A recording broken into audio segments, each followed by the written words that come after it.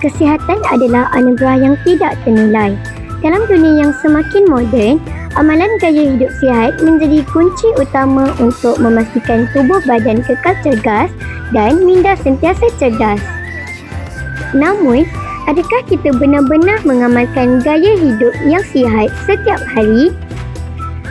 Senaman dan aktiviti bersukan merupakan salah satu amalan penting dalam gaya hidup sihat. Aktiviti fizikal yang dilakukan secara berkala dapat menguatkan otot, meningkatkan daya tahan badan serta mengurangkan risiko penyakit.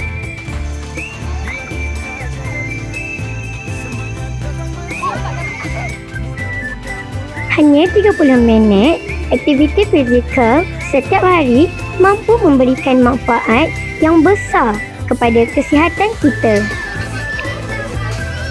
Selain bersenam, pemakanan seimbang juga memainkan peranan penting dalam memastikan tubuh badan mendapat nutrien yang mencukupi. Mengapa pemakanan sihat penting kepada murid, cikgu? Pemakanan yang seimbang membantu pertumbuhan fizikal, meningkatkan daya tumpuan dan mengurangkan risiko penyakit. Murid perlu mengambil lebih banyak buah-buahan, sayur-sayuran dan minum air secukupnya. Terima kasih, cikgu.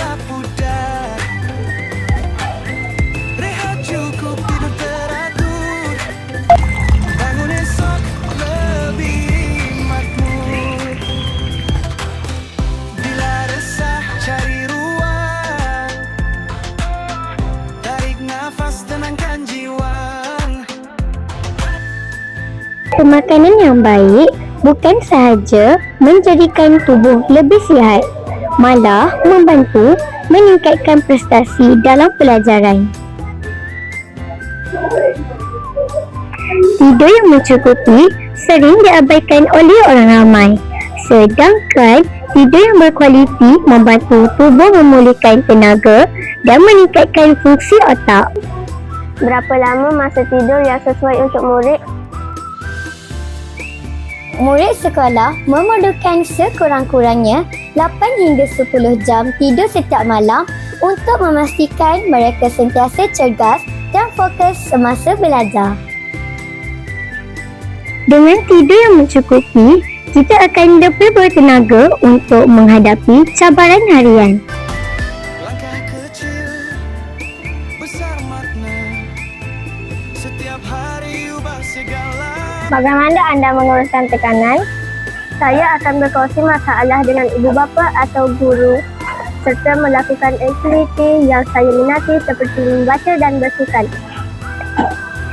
Sokongan keluarga, rakan-rakan dan guru amat penting dalam membantu seseorang mengekalkan kesihatan mental yang baik. Gaya hidup sihat bukanlah sesuatu yang sukar diamalkan.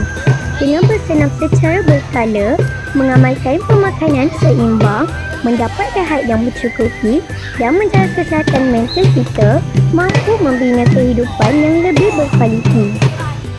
Kesihatan adalah tanggungjawab bersama. Mulakan langkah kecil hari ini demi masa depan yang lebih cerah. Ingatlah, badan sihat, minda cerdas, hidup lebih bermakna.